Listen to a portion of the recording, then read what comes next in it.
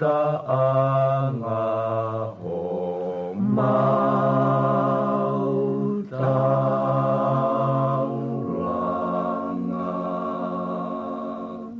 Halapaini tu ka whakamatala, honani whiroa mai whaingata, no noa tawa ke whai ana, me tatalo moe o tu hei lala.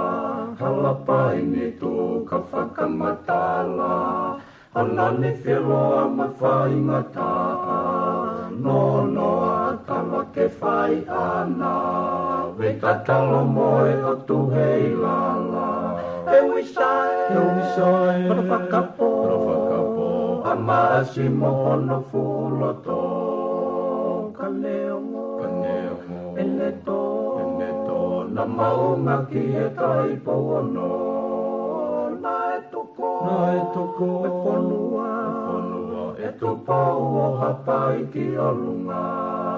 Ke malui, me olunga, a tonga nio whai o tupu tupua.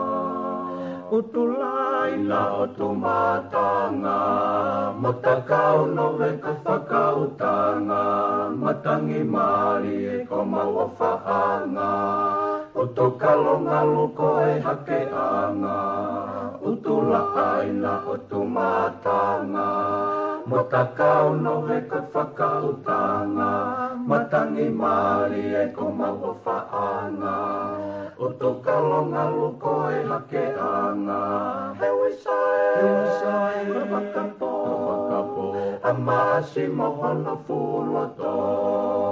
Kaneongo, eneto, na maunga ki e tai pono. Na e tuko, e whanua, e tupau o hapai ki olunga. Ke malui, me olunga, a tonga nio whai o tupu tupua. Lele a moe mai ko mokotu, ko e whangwe lolo a halai walu. Sia ko ka whoa alo i talau, lo se o whatai situ a o whatu. Lele a moe mai ko mokotu, ko e whangwe lolo a halai walu. Sia ko ka whoa alo i talau, lo se o whatai situ a o whatu. E wisai, wakapo, a maasi mohono fuloto. Kaneongo, eneto, na maunga ki e tai pono. Na e tuko, e whanua, e tupou o hapai ki olunga. Ke malui, me olunga, a tonga nio whai o tupu tupua.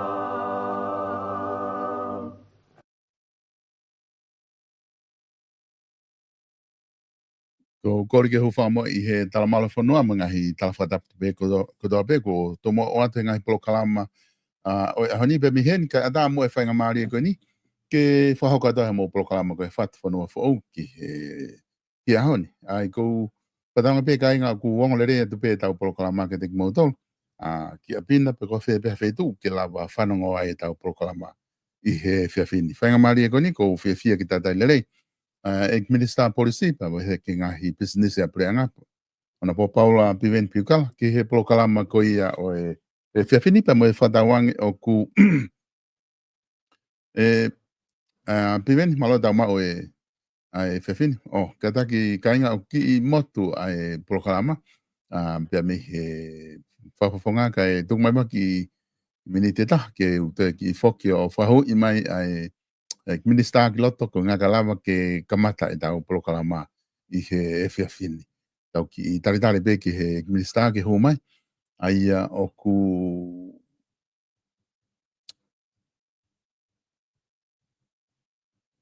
Oi.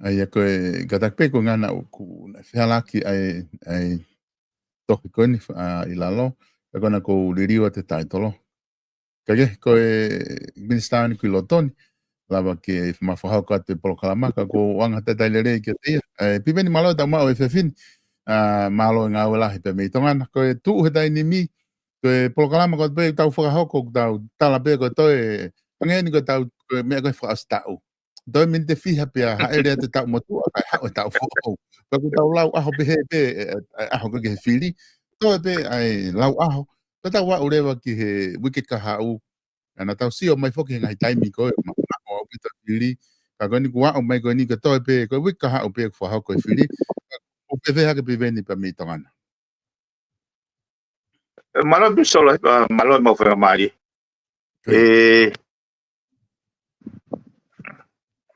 ko le de bege u fanga fa tapu ko ia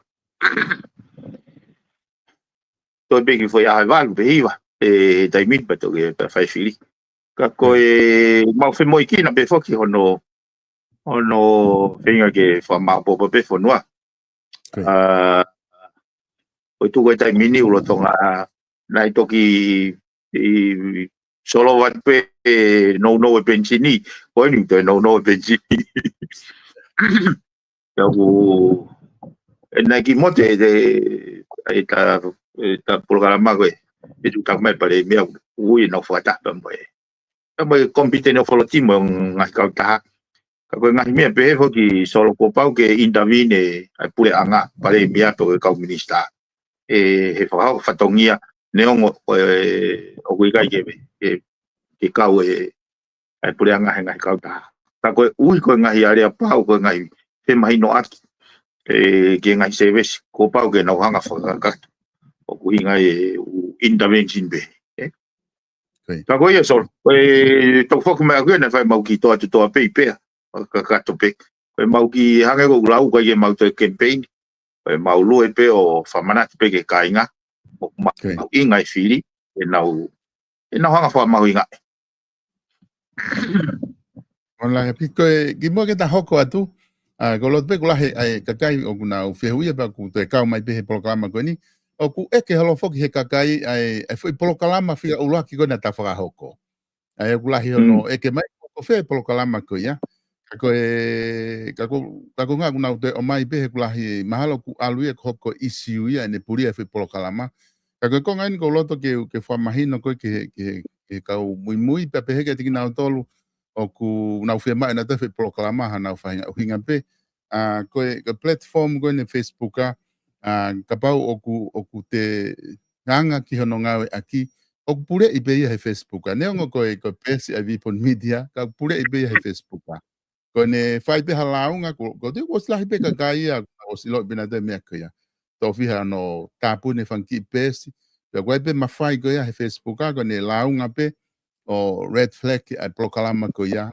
fai he Facebook ke na hanga tilite proclama ko ya tata te fito ka pau ko launga whaka oficiale mai mea whahinga wa o puri anga o te ki malo hi pia wa vea nge taim kogu na hanga to o prokalama.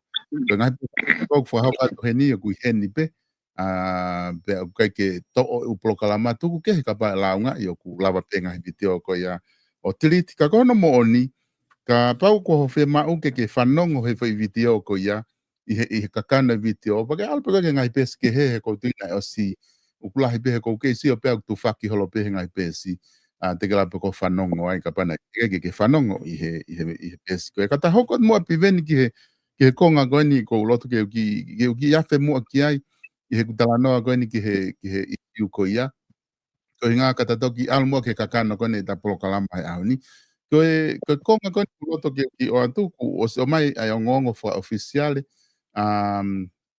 ai foki na e go ngongo na ulak ma mai o ku ave o ku refer he mia ki he atensenia re kono office ke na nga we ki ai ke na sio ki he issue ko ni o ku te o mai mo e ngongo fa oficiale ku na ku sio ki ai ana whakaha pe mi he komision na koe ka polisi o ku na ave ki he komision na koe tau e whai hala o ne tui koe whi tu tonu ia ke ave ki ai ke whai hana o unei ko preliminary inquiry pe ko whakatotolo ki ai ki he mea koni ku whai kia tau talanoa. Pe nau toki o mai honola. Ai koe ngo whai tu ia e ua i he tawha aki ko ia o tau pehe ku nau toka ngai ko ia ai whai hala pe koe tau i koe whai hala koe tawha aki koni komisiona tau i whai hala koe awe ki tawha aki attention nere ke nau sio ki ai.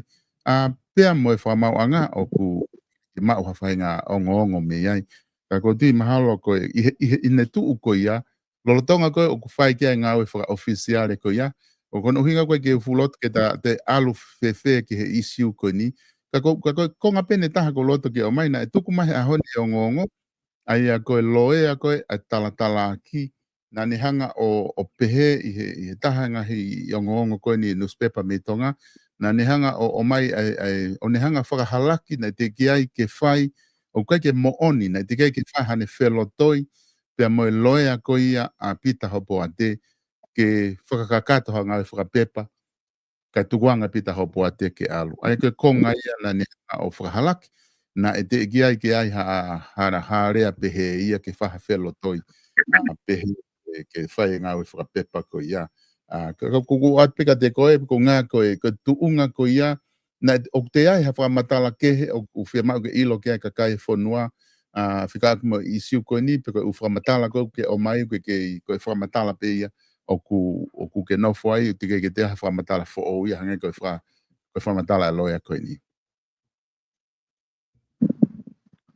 Io, malo bisolo Koe.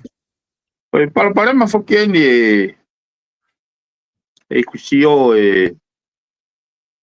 ai ako mauloto mo kai ke mama pe unga ata mai ke whahoko ke whatongia koe kuanga i kusio kai mea koe koe mantu solo na e whaka ilo au he wafe wa tolu he pe he tokua koe na aku prime he whiri si koe wafe wo Koe. ya na ku o mai kai mo na whaile mai ai tiki te mo na ngahi whakamohoni pe au tohi a leo ke whakamaulahi koe whatunga pepa ko ni koe vewe ka atoa. So I will exercise a e kutotonu he whailo hia to remain silence oange kai oange ke whahai tataraki ke nau prove that I'm guilty. Pea koe os koe hopo tala mai he whakamau whawho whika whitu ke si mon pe koe koe fuputa vewe ne whaila koe ka laku ke kapa vewe pea rau te o mai o te whenga ke ave ke whakamau tangi pea au to make the same position o koe te ke hea mai o tu investigation koe fuputa vewe peka koe a tu ai a koe ai ako mau loto mai kai ke hanga maari e loto mai ata mai Taike, koe pehea koe he loea. He koe no mo ni. Koe uhinga ia e ku fia he hoko mea koe ni. Koe ngā koe ke expose ia lewa ai kau ngā ue koe ni he fuloto system koe ni. He koe no mo ni e solo. Koe restraining order ni na ke totone ke grant. Pakune hanga pe tala mai I wolo go he loya. Ko loya foke na ni fai lo au. Ai loya ko ni. Hopo go he mea. Ai ko de kapave ve na ha mo he fai lo go to ha pe loya go mo de kapave. Ko de pe go o ko loi ai o de tala mai de vai loi fo mau. Ko na ka yo ta no mo loya. Pa ka yo I lo pe na ha loya a hopo ate. Ko ta no mo fo mau. Koe ku reach out ke whakamau he tangi mai a hopa te me poti. Pe ku uhinga li rei he na usi au he tiki te. Ka whanau mai solo. Ka hanga peo ki whamalala pe whai mea koe ni pata hiki tau mea. Koe hopo koe whakailo koe ni koe whakailo ia he aho ua walu. Ai koe tā ia tiki te. Pea tāpe koe tiki te, pana hanga rewa apply ko me gui ko restraining order ex parte go nga apply fa hai tahape ai fa hai pe ta ni apply ke hanga he fa mau o grant ha restraining order te ke fa hopo ya te ke wa fa nga mari ke fa nongo ata magoini toki pe kai ke tu fa ya he mahino ko kun sio ko na tula ko ni e sol na o silo pe na tole tok fola be ha tol noa o be na tolo te u mahafu ko ni ko ne pe ha ke pe ko ki airporti pa na ko se tuleva nga we ke ka polisi o we fo ke ka ma ho pate ka o minister polisia ko ka polisi na alango tu fa nge me ko ni e airporti o taimo na fetu take ke ka polisi ke pure polisi na ka pure polisi hala mo na fuka ilo na dolmo ya se ka leo ke o mai ko kuhinga ko ni he kula he ma hala pe he na o spai hopo tu ni fuka mau foi lo ia e te ke fa hopo ia ko ta pe tikite pe ko tikite solo ko no fare ni tikite ko lau covid o mau ai kupu nima pe lau kovi i ho ore au pe he fano mai ka wanga wa te foi rea o ku ikai ke ia ha hopo ia pe ku ikai fai ha hopo ia he ku ikai ha grounds ia o hopo ko ia foi statement ia ai tu punga hono faka ilo mo apply a restraining order. You got to be stupid que tari foi mea goini. Regardless who you are. You got to be stupid. Que pehe koe foi statement koe is defamation. Ko whanongo mai solo. Does that sound like defamation? Ko uhinga koe e kulave koe ki ai. Hena e uhinga ai e kupehe ke arange o eke ke whamau koe hai makatuunga. Koe hai fu hia, koe hai fu risk ka pau e wholau, koe hai mea e hoko. Koe hai fu adverse effect. Et meti mai he whakamau, na i kai kene asesia e ia i siu koe ni. Kai kene i leo ko hai tangata e ki, kene raki i loi koe fitu nguful maa lolo, o kune hold the high regard he siasi. Kohono,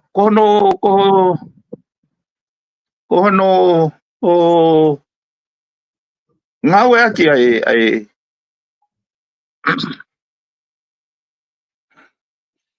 koe, ngau e aki ai mawhai e whakamau.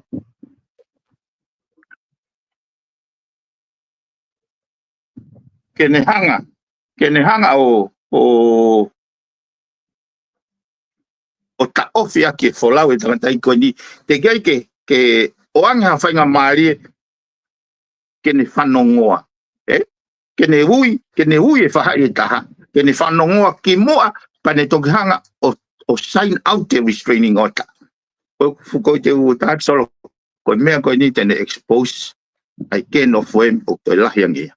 Ka kou loto le iau ke kou flue foi issue koe ni, at all cost, ka kono mo ni, ko hanga maari e hoku loto ako.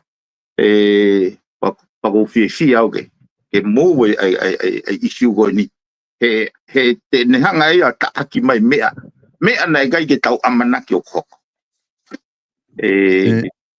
Pimen ke kada ki mau ia tu ai whamatala he ngā ke na whai ta hiki me whai konga ko ia. O si ai kakai kuna video mai i he social media. O whakaha mai hono rest ange na restraint order.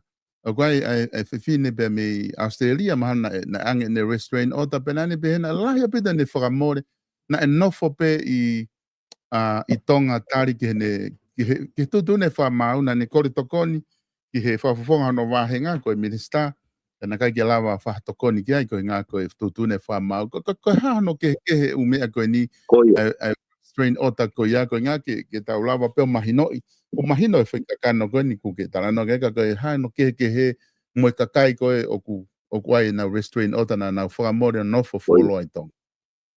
Oi. Ko no ke he na o ange whainga maari ke o ngona i whakamauanga. Ai ko vai ia ko COVID ne loia ana. He ke au solo ka pana au mai isi ugo ia ka au. He kono mo ni en go peheni. Shogi na ko whahoko mai ka au ne more ne ngau more mono fereti. O mahino e ka au. Mahino o bite ka au. Ko me ko ke hen. Ko te exercise ai wala maa. Ko te exercise ai fofonga kakai. That's it. Ai ko case ni o mai ka. Anda ta circumstances ko sio. Ko ke ha me te ta. Ko hinga ko alu fatala noa. Ko alu ko fe kau I fra mau. Hala ada ke fano mai fra mau go be. Pe mo na alu ke fra eke. Pe ko ha me o ko ke ta dai ko ni fola o pe mo ne to mo ne nesi. Ke o nga pe ku fe ia consideration ni. E ko viu ku ia he whanongo ko ke lau nga koe tata iki. O stau te ia. Kau te ke whahopo ia. Tau te ia he taingo apply a restraining order. But that restraining order should not have happened. Ke ka whoki pe hawha maawa whao. Ia ex parte applications. Koe mea koe nei ton ke raki ia ki chempa ia. O atu ere o whae, ta pēne toki saini ha. Koe mau ia aku. Pea ki au ia koe mea whakapoto, mea tataki ake uhinga lelei.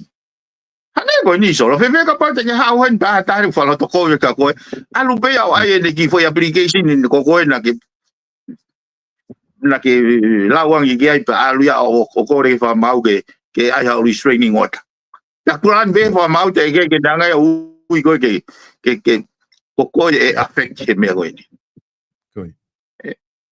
That should never have happened. Porque algo no malui ne avio malui ka kai fonua ko pau ke mau fa ko mau fatomia. At all cost. Ya o ko ngai lo ko pe mai ko interfere ve. Ai wange ku lau no tala ko interfere mai no o pure ya ka fa mau nga. Ko tala ko pore ulo tui ai mai no wirifia mo tui au wirifia fa mawanga ya wirifia mo tui au benya wirifia mo si ova ya au e una tala ko tamanga halao ai no o ai ale tau ya ko ni pe tana ko na pe takere heri fa ka pe ko hinga pe fong mahalo e piven ko hinga ko na sio ko teunga ko ke tui fok ke tui teunga minister polisi pa una upehe reva ku whakatangata rewa ai mea ko te ke lava interfere ai ko whakamauanga ai ko pure ko uhinga nei o mai ko e tahapea mo ka minister ke kena kai to ton ke fai interfere ko fe lao o ku mau he ni ko nga pe ku tu ko lao ko mau ke toki hanga he commission fai hala pa mo e whakamauanga o toki finalize mai o mai ka tau ko nga na we ta fu alo tu ta la ta pa ve o mau e me ko ni o fono ko tu ba ha ko moni ko je tau la va ilo ko ha me ho ko pongpongi Porque nega je tau amana ki ngai evil ko yo feta kai lo ni but it happened the way mama me for to why the baby behind it and very soon that I unfolded me. I have no fear. Go for Yahweh. E kau bo he tohi maho ha. O kore baka na tol. O e talo e ko na ke fata mai ke te ko vi talo ko hu matai tere me ka to pe matai tere. Hu pe vi me ka to pe. O te na ho ana tol e ko no moni o kai ko fa nga we ma o fa nga we ma fonua. Ko ai ko ke na pe ke na sniff pe wai ki me ku corrupt e ku pe ko na ku tuange ko nga ko friend kai ko ke au solo ko be ko la ko be ki au la yo ko ngai friend na mai o mai na me ko si ko ko ke to no ko ya la ka kai ko pe ke mau to na mai na me ko to no ya ko ya o ki kai ke pe ka mahalo na ku mau o ka ke ko la ko ki fufulu mata so atai ka ko ni ko ihu fufulu ihu mana ko feo mo na no que sniff na wa ko la pe ai ko se itu ya ko ai que sniff wa ko la pu ko ihu ya ko tamba sniff Ga ui foki o whahe tai nimi ka koe. Ko ilo te uia kwa ke so tau pe ku uia hana fu maho inga i he hangi koni ka pau toe ta uia tolpa ku i whai mo whaafisi ku ngā toe ngai whtai fia. Whai foki whiri he wiki ka hau pe kone osia e bure anga. Ka koe ke utui u hinga pe he ui ko ui foki na tol koni ke whaafisi lewa tai nimi. Ko ngā ke lava apa ai kabineti mo hafua ngahi lakanga wha minister i he tafa aki ko ia piveni ke o ke tui ki ai pe kai. Whakawhisi he kapa bebe. Masi, koe whasesere me ka kapa bebe parere. Ona ya me miti ai, ona me miti ai ko pe. Ka ye te hela na tole ui ye whakawhisi. Ke au tahape mea ko nau kore ke wahenga ke hu ki whare area ka pau nau loto ke pure i lelei. Koe nau pe no e pure lelei. Ai te whei lau i kita. Tuanga to sino ke prosecute ka te kumia e to tonu ai kakayo. Toko tai huinga. Injustice. Ke unlawful hono detention hata. Kau wala maa. Koe mea ngui e au ia koe whakaapa whakawhanua loto. Ka koe anga whuke e nau au sia. Sol. Koe au sia au ia o kui kai ke manatui na wahe au ia. Ai whinga mai a si suke a koe kai. Koe uhinga lelei o kuni whakakakato e lao. Neo ngoi mataitohi e lao. Kai ngata yo no whakaunga e lao. Koe lau maari koe lao e ngau e ke uhinga lelei. E ka toho si pihe a sabate. O whakalao ke mau i sabate. Sio.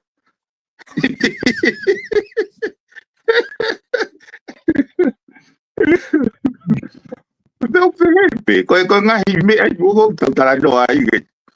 Ai ke ho fulai pe ako mau lo to fonuan. Ke ngau e ke whakakau. Ke mea pēku sai ai kono lelei ke mea koe ni. Koe ngā he ku alu ai whoki ai u mea lahi ai. Ka kope he ke tau koe utari ena. Koe utari e ko mahi kauloe a koe. Koe tari ena a koe ku ki hanga o mai koe ni he tatala noa. Ono pēa ko mai me ngahi tutu ni mai alu ki he ofisi o e atenseniare. Alu ki he komisiona tau e whai halape ko tuk totonu ke fie maari e kakai. Tuange ngahi ngau e koe ke hoko atu. Koe ngā ka tau hoko atu ki tau whiri. Koe ngā e koe whiri e nai whahe wike ka hau. Peka pau o ku ngai taimi whainga maari. Koe ni ka koupe he mua ke ta whiunga he isiu koe ia. Koe ngā he koe tau vilo holope tau tole whi mea ta tau pe koe ni tau vilo ai.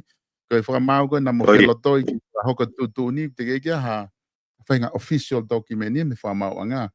Ke na whanga o mai ha whainga mea pe he ku o whai kai, he koia namo whesia whaki in person o whai ke tala. No, ko pehe ke taki hopo, ke taki hoko atu mua, ko ngā mahu inga, ai teo whiri, ko ni tata whito ki he ngahi lao, ko ni namo, nai whakapasi me whare area, whamoen hua whai tui, hange ko ni ke ngahi lao, ke wakai ko ho mo ngahi mo ua, mo ngahi mea pehe, o whakakau atu koe kau no pere ki ai, ko tu koe tahaine e whiri whare area, o ku malawa ke practice le rea, e whi lao koe na moutari, kaku fe ho sio ke tunga ko ai foi lá ko ia ku o ne lava to civil rei ai ngahi o ngahi me he ki au quantité di mo ka no pere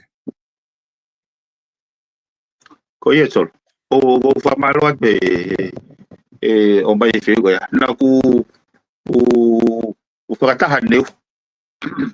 Pe mo loia pe koe ni na mahopo I koe ai lao koe ke tatau lao mo e taha kotoa e kupa mo kupono ono ni mama kupono pa ai pa hopo e foko pe matangi pe toe pehe he kau whamau kono mau he koe ongo kupu koni stu toni loua ka whanau me maari mea koe ni solo pe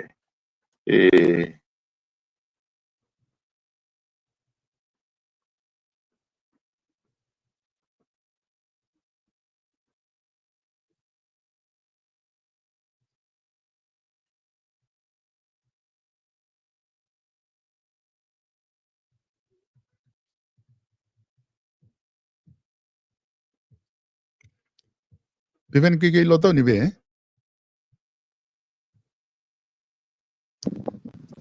Oi.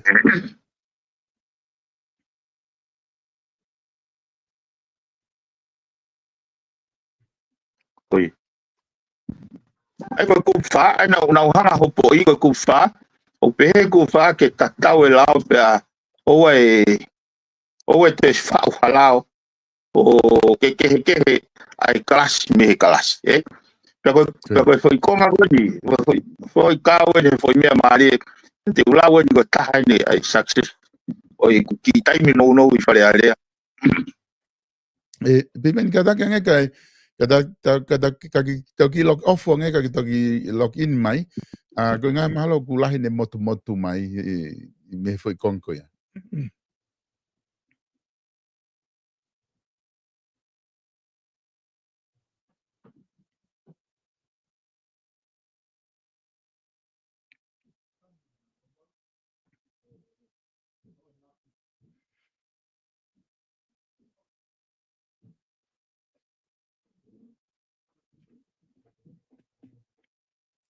Mo kadak be he ki motuia ko nga ka tau ki taimi be ko nga ku nga ko ke fuong o le lahi fu ke motu I he mahal be ko me internet I ko ni ko na kolo ki he ko nga hi telefon ko na etar he minister ka ki lahi en motu ka ke fu ongo le mai ko nga ko kore ke to ki fa ho mai ki loto O pehe na sol. Sai abitoy. Koe. Te uki whatara noa te foi hopo koe na ulau e sol. Moi consequences e mahui ako ke tauhanga o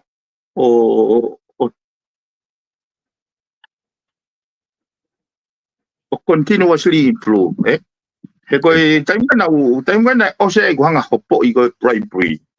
Pea upehe whakamao pōpore vai foi hala whanonga ia koe ai kakai. Kau hiki lewa I tokanga ke whili koe kau nōpere. He nai, aleti au ia he loia koe ni. He kau aki pea moe hopo koe luani pea monuku. Mo ua I 3 miliona. Panuku ke he. Ma ufokia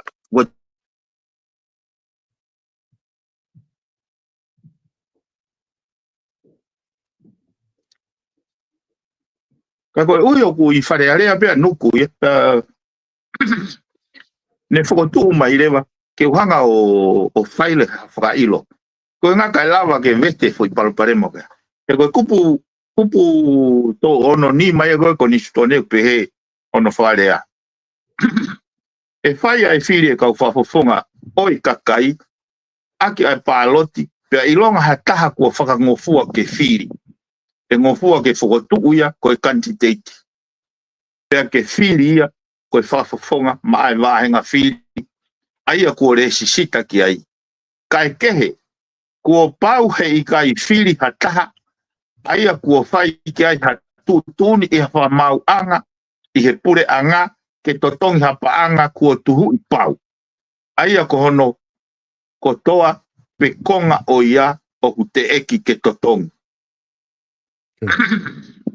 Pe ko tutuni ke totongi whakakongkonga ai kotoa, pe hakonga o e paanga o te eki ke totongi whakakongkonga. Ki he aho o atu ai e he tokotaha ko ia, e ne pepa whiri ki he ofisa whai whiri. Ai ako foi kupu eni, na e whakakikihii, koe ui koe kupu whaau, ne tala mai koe lao ke tatau ke taha kotoa, kupu ono ni ma, o kune hanga pe ea specify mai koe whiri o kau whafofonga o i kakai. Kakana kana whainga rewa ke interprete ki kupu ono ni ma, i he amperela kupu whaa. Koe ko hono whakatau lea koe kau whafofonga i kakai, kau katoa i pēr whafofonga hou e ki mo kau whafofonga i kakai. He foi kupu koe. Pehe he whamau pehe. O pehe re wani whamau koe foi kupu e koe uhinga pehe ke kau whafofonga i kakai. Pea neongo e tau ririu e ko nistu tone. Koe ke amanaki au kei tuu e kupu koe. Aia ene whakaukau. Koe ui koe ongo kupu ko nistu tone lo ua pe. E ke jene lawa ia ti sai tō whee kupu ko nistu tone. E mua he kupu ko nistu tone koe. Pana ne hanga rewa ia o tauteai. Tauteai au ke utotonge whakamore ai whahai taha. Ke moe whakamauanga. Kana ne o mai ea ne tutu ni koe whatongia ia o wharearea ke whatonton. Pea whakahu mai rewa he komisiona whaifiri. Ai foi whakatonton koe ni. Koe whakahu mai ki ai ke kau. Koe whiri kau whafofonga ai kakai. Moi kau whafofonga ai kau nōpere. Koe uhinga whoka koe resinala na oanga ko whakatuu ke whaia ke whakailo. Koe whakakau ka iaha taha. O ku hu mai ki wharearea o whekaia. Pau ke roa kaia. Whanatula e wakane whauia ana. Koe me whanatula ia. Koe mandoi koe tau tā noa ni. O wharearea une wahe tu hau. Me tutune wharearea koe. Pea he kusio koe ke hanga ai whakalakalaka mai oi wharearea. Me he pure anga koe ko oi lima pure anga koe na hua tu ai koe huinga ina ai whi whakailo. Hena e peheni. Na hua tu pea pure anga koe po hiwa. O nau ai ngai fu contract anu hala. O wahe ai paanga ke fu. O kau ai whafonga no pere koe ina. Koe ko mea koe na tau whihia ka koe koe kusio. Kau ene no pere ne whakapapa iau pite ia. He mau whio koe wharearea. Pea koe ku panga koe kusio. O ku hala sistemi. Hala fui sistemi. Panga rewa whai fui whakailo. Ke unga ke tikrea mahe whakamau. Tikrea mahe whakamau. Ai whihalaki koe apa whai hono whakatondon. Whai koe whakatondonu e solo ka koe mea ino maari. Toi hanga mai he mea toi furihi mai mo e whaunga. Kai rewa ke te whemau ea ke alu ki he whamauanga ke o mai ha clearance ke whamauanga. O te whai agbe te whakamooni. Hange pe ha te whaifuakawa. O kui kai iaha mo ua. Ka koe tūtoni whaka koe lao ia ko ha mo ua whamauanga. Pea ki au whokia kai o rewa ko ti krea mai whamauanga pe wai ha moa pe kai ha moa. Kai te tonu ke resi sita na kantiteitia ko ia. Ka koe kau nofo ino loto mamahi. Nofo ino loto mamahi. He fo i liu na nau whai. Ke nau hanga pe o sanga pe no whaue lao. Na hau na to provide te matapa ke toi humai. O si koe ka pane ke seifo he o si koe resi sita. Te aspe hingoia nukuai. Ka koe ni. Te ngana te asi ai. Koe ui whakuro tonga tangutu whoke moa whamauanga ia. Hanga rewa he loe ao. O put on notice ai commissioner 5 years. Koe ui koe ngate ke now responsible ko taimene accountability ke now responsible as to why o now hanga I pe whakangofua ai ko foi taimire vai ko fe ia le vai foi funga ngawe foi mechanism foi process sai mahino mai le vai ai ko document ko na o ange ko ki fai mea ko document ko au de kili ange ko ja ne mo ai ke ko foi process ko ya sol ko malo ai ke loya ko neongon na maufo pe ko fu malo a join ke ka po na hanga totongi loya wa ka hanga he foi tutu ni ko ni o ne hanga faton tonu mai ta kala fono o was decide leva te ke fai firi he ka o decide leva fe lo toye ko electoral commissioner ke now revoke I candidacy I thought that one. But out that is a success. Ko ngai me no ko tara no ki ai. Ko mafai ke tau mai ki tau mai mafai ka tau to. Ma o pure de rei. O tau hanga o operationalize put in ngai legal framework constitutional or framework kene hanga o without kene hanga he ngai foi mea proa without o te fai ngau ke lao fili ke lao fili ko fatonga wai mata vai he lao fili he asi mai ko he taimini na ku solo nau ki lao ko he ngai hopo ko ni kulotonga lele ha mo taimini os ko ne nau fili I lahi kono di riu pureanga. Fere ai hopo bribery. Ako taha ngai article nau pe hanga he firi ko ni o reveal I reveal the soul of Samoa. Ai hangeu nau hanga nau oho vare I he fulo loto ko corruption I he nau election system o sia ke ngai totongi pa angai ai flu he vanua flu he tau fonua totongi pa angai kau fai se kau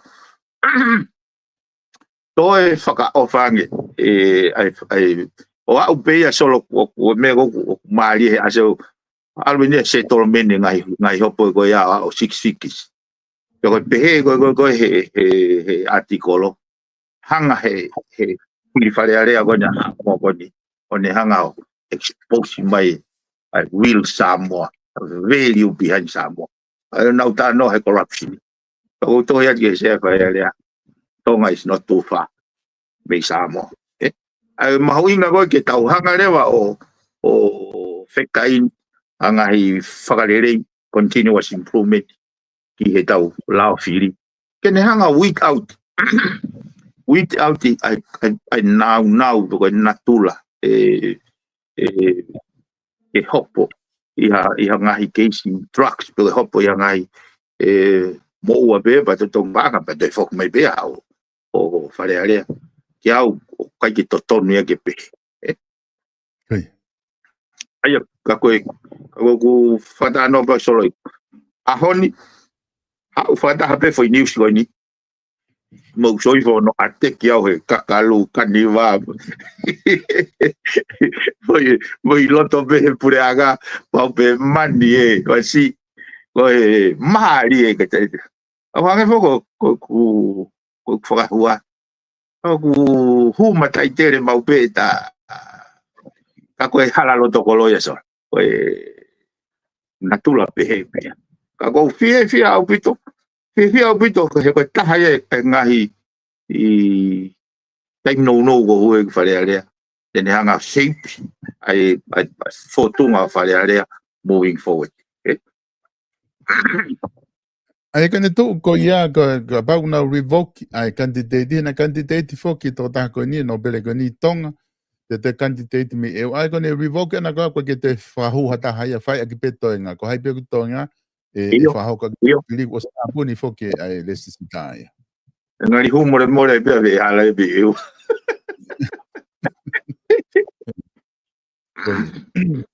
Actually, ko na mo ni puri o tawa mo but it's very interesting like o pau ke te rak mateu teu ke fei lau o pau ke te rak mateu teu ke kono prosecute kita no whakanga i kita e mon pe lau e koe filosofia ka pau koe ke loto ke whakanga i koe do nothing, say nothing and be nothing that's the only way ke whakanga i koe ata but that is a waste life kawe hai moi mau tai Koe. Ko tu mahi no mo ka venga ko ta ki foki mai mo ki he tau campaign ko nga to beta mini te ono be fi ki ta ki fa os mai ke mahi no nga isu ko tu dai ni mi ki he ta fa ko ni o campaign ki tonga ta fitu fe tu nga ku ya dai ni pe foki he ki ka nga ko ni ku ke lava o to ka tingina tolo koe ai o se mau to matori to foa ka mo pea toi pea to morolo mo hati ka koe no mo ni solo koe lau mari to koe mau po pe ku mau pe fa manati ke kai mau inga ke nau fili regardless pe wa nau fili e nau tawa tai na pe fili koe pe au kai pe ke toi nei kai pe ke parani ke te faha ha campaign kai ke ha posta e uhinga pe actual he ko pe heni nei pen pe fo ko te raka mata pe na campaign kai pe na to ai ki lo to na wa leva mai mape o hala ka to pe ko wa henga dan lo ti mai na ngai profile he me he statistika o fai ke palani ai ko nega ke palani pe auia ke ngata pe nga we foi tempo ni na vos palani pe auia ai ko fakau ko ke to reset o fokio campaign na o ka ke o mo e ku hinga de na ko mo e ko foi hypocrite ke o le pe ko o se nga we pa ha de ko fano ke kau mo pilio te walo pe ko fau kau na ke o si fare alea i titin pe ai ko uiga pe to alo to pe fe ko fakau kau pe ko hape me ko sanga demonstrate pe fua ku nga we o se unga pe ke hanga he kai o fua ki au e kai yo te lava te ala to malanga pe te ala to fai ha to me ke hea e ke te hanga te convention ato apa na kamatana to ka ko hala pa ala to lu e ke to ka ko hala o mai no pega na to ke au lo te pe ke na fua ke ku nga ka pa ko ve nga we tu ka ki tu ka ngai fo ka e kai yo te lava te he kono moni he na ku mai pe o mai potoa e hai ki poto mo ki tata fa tata pe ke fokawa na ave ka to ai o tuku ke ku ngawe pe ka pau ko ke fe un solo I'm happy to go home pe ka pau na pe pau na si o ke wai fua ke ku ngawe me ai na tol ai go ke pe te o kapau de moto filiau e alo e ga ke to talunga pe te talunga pe ko ngo eu fa se le ia que te ta ala to ke fengue ne full e kakai o poto e haka ni mahema ka koe te haka ni mamata. That is a no. Ia is a continuation. Ai ko winga ko bawal mato to toa. It's a reminder pe. Ko maulu e mato I hala o uia ke ngai api mo o manatu e tau firi e tau atai na pe fai o mo firi. O mai ka kai na popo na fia.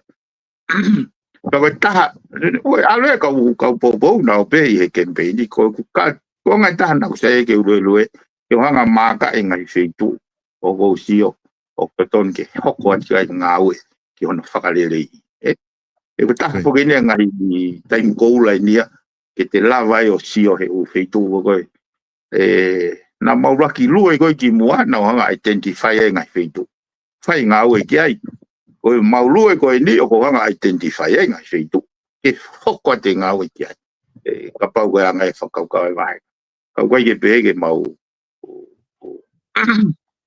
Koi, ai imagino he dai nim foki ai whamatala ko ke whai, ko inga he ku ke hunga whakoi ko ke campaign ko nuk whai ke alu ke he holo mo mea whai ai campaign ya alat mo palo mes mga mea pehe, ko ke te whai ngahi mea ko he whili ko ni, o mo takai pehe toa tu toa o whamanat ke na o ala ko whili. Wike ko si foki na ta programa ko si na ki tala mai ko mo panga wahenga ko he tauni, na ke wheka ko ke ue whahala ke i tuku pehe I pe ai. Aia ko hinga hatu behe e pangamahenga ko ia pakapau e whili e tonta whitu ia hata hake ki hau ke toki hau taha ko ia o hoko atu ake e pangamahenga ko ia pe koe peha whainga palani ke whanaki whakahinga I ho tuku e paangai. Ko ia. O huinga bea ko ia ke ue ngawe ke sirinia ko ia whakataim ko ia. E o tau una te toke whili. Pea o ange full privilege ko ia ke he whafofonga hoko. Ke ne whakatutu wharerei. Ko e anga maheni solo ku whakata mai vai uai. Ai tau pego tolu kilu ni mamano o tō wai mai whi tā kilu whikumanu ni mahi. O mai ia he whoi waha taimea koe ni. So o kou eksesio ke sirin koe ia ke u whai aka whainga ngā ue whakamamata ke ki mua pa whai whili. O eksesio kia. Ka au koe taim koe na mantiu tahe ngai mea kou na mo ua au pito e ko hana whenga wha mao pop public enterprise koe whai a koe polisi. Pena au pehe ke tuku se ni tia kapai toki hu mai o hai pe hu mai. Kei mau pe foi tō kilu ni mamano ke ake ne whai ake ne whotutu ka moe kakai he moving forward. Koe anga e whakaukau aku, mo wapoto he isiwa. Mantui solo koe tau tahanoa tato pangamahenga koe ni koe ki pangasisi. Pena ki ulotau ke veteki. O hangi koe whaunga anga maheni. Na ulotau ke hanga transformer. O langa aki. Aho mawahenga. Mantui koe ke kaua ki whare alea o kore ke whanongo mai ha. Ai kau pare mia ko kore ha mia ke hoko wahenga. E nā kai ke utu iau ko ha mea e ke mau whai I whare area. Ko no moni, ko mea koe nā utu iau au ke patseti. Whakahue u mea whe mau. U priority he patseti.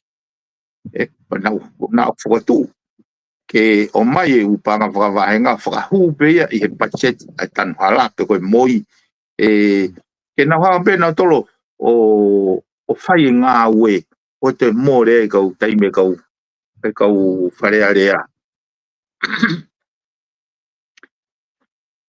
Ai loko kawa meni o hawe kia silini, whainga mea, he nā pongo e au eo, mahu ingange mau nofo whakatutu e whanua.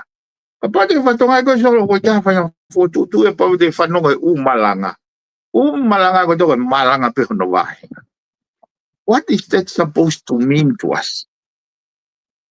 Koe te viso ne whangata peho toki wahenga. Sai, koe ha e ne loloto e mea koe ia. Koe utau whetuku pe, ha mea te wala hala kia I ki hoku ki wahenga. E ko hoku ki wahenga pe uwhiri au. Koe loloto ia si o ki tāpe heiga I ke lava whakalaka whanuania. ia te tai pa koe kawe mea koe ni ka pau te mauto e foki ki whare area e uwhenga ke whakotu ke whiwha fua ke ngā oe e atu he poi waha taimi koe ni ke unga ke ne to o e whainga whakau whakasio kita ka tauhanga ngā oe bring our best mind into the house pe tau ngā oe he koe uwhenga pe tau whenga tau whahola tau tolu ke kumia whaunga kono hinga koe kai koe ke tau whakau ai whonua whalufua anga ki pe whokia he ngai mea koe ki mua tau mai peo tau koe ne ka tupunga e ki au ka pau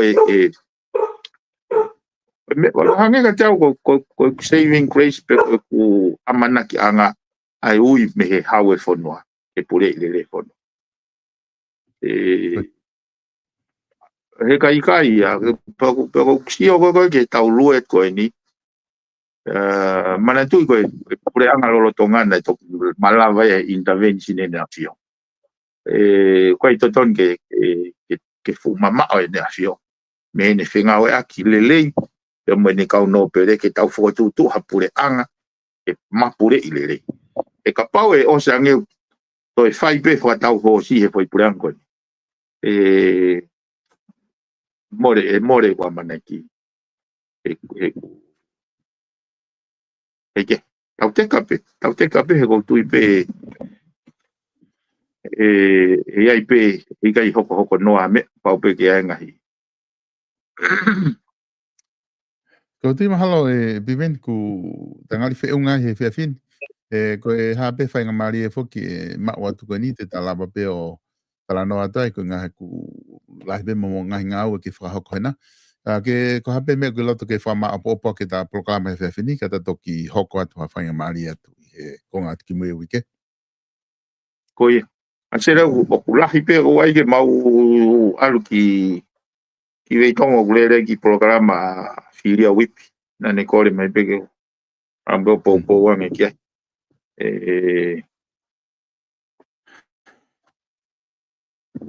pea ka toki mau pe whainga maari au na taimi au ta lere kata foki mai ke fili moe anga ai tau sio o ke whalufua na ulawe foki he ki programa filia ne po i malapo hana he fo i vete ki koe ni o no ai fwa vaenga tau tolo o mai whainga ta alahi ke whanua he koe toko taha fito e kakai it's supposed to be component koe ngahi i kongonga piriki ke langa ka hawhare pe koha o kongonga mea lere ke langa ka mea lere aia he kai ke lava ke tau u hire po auhila me tonga tapuaki hire pe po auhila puha auhila e taha fito e kai ke lava ha mea lere ai aia ko uhinga koe whaita noa mahu inga koe ngai mea ngau e me kau whakafofonga pana utala noa he mea ngau e o hao pa mawhakafofonga koe ni mea Amerika na koe mea ngau e totonu ia ke whaka maopopaki ai legal framework constitutional framework ngahi mea koe ai koe na kulave ke ai ke hopo ke kono hopo i koe kufa tamo kupo anonima he ngahi mea pe he ui kone tau kei sio kapate ke whanonga talo e tau tala noa he kufa mo ne fe pakpaki kai peke tala noa kai peke whanga oi kia kai talo mo no hopo o ni kupai ngau ke koni sutone ta koe o kulava pe he uhinga lere o furiki he kono moni ko lau koe wha mau penso lau koe wha mau pen kai ke amanaki ke tau liu ko whai ke koni sutone ok exist pe ku wha mo kupono nima he wafe uatolo ko kuinga tioko ai ko kuinga tau mama pe akamai kai pe ata ya hano kete ke ne hanga feu ia e tu pe uhinga lere e ko usio Porque só quando o campaign no tari mai to ga mau. Hiki ki vei tonga. Ka tuki ai hata ki whai mamali he ko sio pe si taimi. E ke tatok ta noa nge he tu e ku sio ke mau inga. Me ngai wahe nga ke kau whawhawha ke huki whare ale. He lau maari e peke pure i le fonua. Malo bito pimen fa malo de lava ta proclama mo e tala monu ta beki he nga awela he mo e campaign fa ho tona kada to ki sio a fa papa he ta time a pompong pu a ho ko mai ofat pimen Okay sol ofat fa malo tu ka ding motol kain e lava ke mo ka mai ta proclama a hon lava le ko ia fa tala no ki he e ki minister policy ka ma ai business a anga pe ku fa malo la het ke ting mo tolu I he fainga mari e ko ia mo ka mai mo ki ma tolu I he proclama ko e fa malo la het ha fa ho ka dia ke tau ka sponsor ko do pe mo takimu I hono to tongi ko ia ai nga hi proclama fa ho ko ka ki mo ai go loto ke fa malo la het ki ka candidate ko do pe mo ngawe aki ai vipon media I ho mo nga campaign ko ki wil pa ko fe ta fa ki o ku tokoni ai ka ting mo tolu ka koutui ko tokoni ku mo fai whaka sponsor pe he whaki ngai whamiri muri mo lava o whetu taki hanga tonu ki ha mo kau kandidati o whakafo mai ai ha mo tokoni whapaanga ko loto pe ki o whamalo I atu pe me te au pe mo I vipon media ho mo ngawe aki ai kau tahani I he tau ngahi proclama campaigni katoa pe o ngai proclama ku lava ke whapaanga mai ko whamalo tuka tiki mo tolu. Ko whamalo e nia ki he South Pacific Loans, ka taha finance I loa ko ia I loto Okalani no sila, whika uoua ko Cavendish Drive, I loto Manukau, ka taha finance e o ku pule ia e starik tu bo, pia mone kau ngā we I loto Manukau. O kai pe ona ai, a ko whamalo la hia tuko I ngā ko e lava, ki mo sponsor e tau ka taha Ripon Media, I tau tolu pe wha koe ni tau whanonga mai ka ku hong au pita tokoni whapaanga ku mo whai ngā hi whia mau no kotoa pe o nā ngalo I tik mo tolu ai kau taha finance I loa koe ni I loto o kalani no usila noa walu ngeau walu hiwa walu lea peka katahe kau ngā we ne laba le rei pe ia whetu taki I ha whahinga lea pe lea whakatonga whahinga lea Pasifiki mo lea whapalangi peka pau ke whea lea pe koe ke whaifekau ke starik tu pou noa walungi au, walu, hiwa walu, talangi ke tuku I ka starik tu pou, ka ne hanga ia o whawhia maria I ngai whia mau kotoa bete ke whahauko.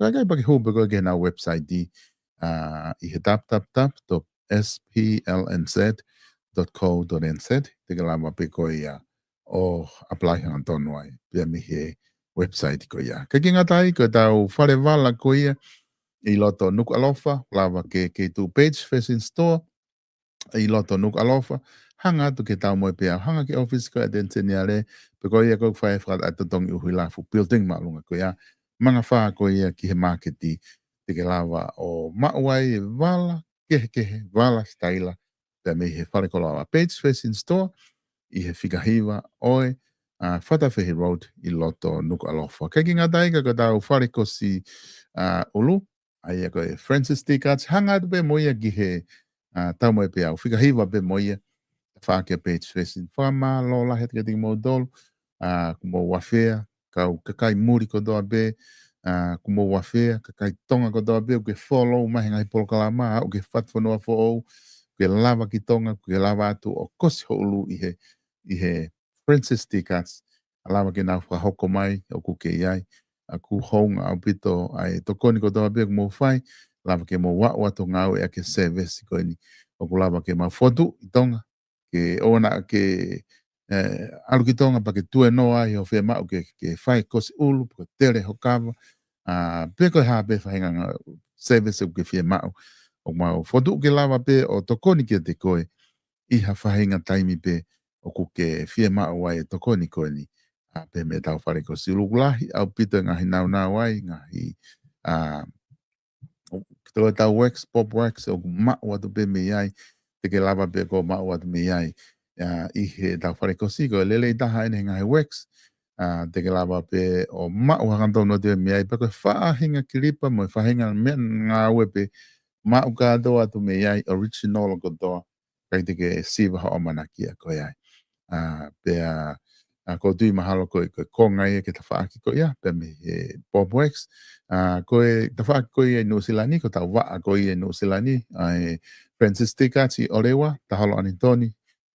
Te ke lawa peo whetu taki ki ai ko ia kune ona ai whare kosi ko ia Francis Tikats te ke hawhi atua i ka pau waha o whainga maari ke ke hawhi atua e tokoni e tau ki ngāwe ko ia pe me o rewa ko e ngahi maka ko ia tesi lawa ke ni whahoko ka Akapei Royal Headstone ia ko e noa wha wa noa hiwa fit wha nima wha taha ko sebes wha tesi ia i Brisbane o kulahi ono whakateu i ngahi mala e koe ho o whaanga ke whaafofa pehe. Ta kurohi ngahi staila te siwa tu ki ai ifo e nau si toka i mala e koe ngā tau siwa tu whaafofa mai hono teu e te si ngahi mala e koe whalani tā whalani ulama moia tui hokote tui heke si whakasia si ki hokau hiva lava moia koe ngahi teunga ke kolisto tuku lava moia koe live stream i lava moi mea ko ia